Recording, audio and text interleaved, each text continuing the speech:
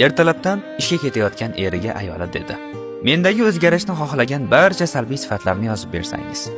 Men a'zo bo'lgan ayollar jamiyati shuni xohlayapti" dedi. Er bir qog'ozga yozdi: "Men xotinimni qanday bo'lsa shundayligicha sevaman. Unda hech qanday ayb ko'rmayman." U buklangan qog'ozni ayollar jamiyati talab qilganidek ayoliga berdi. Ertasiga uyga kelganida ayoli juda ham boshqacha kayfiyatda kutib oldi. Uning ko'zlarida shodlik ko'z yoshlari jilvanib turardi. U eriga dedi: "Bu men uchun kutilmagan yangilik bo'ldi. Ayniqsa bu maqtov yozilgan maktubni ko'pchilikning orasida ochganim hammasidan zo'r bo'ldi."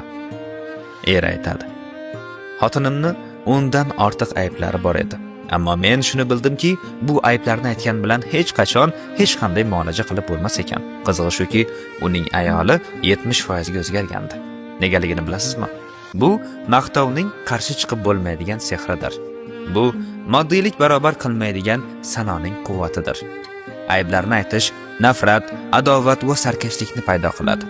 Maqtov esa muhabbat va surur paydo qiladi. Yana uy va oilada ijobiy energiya hosil qiladi.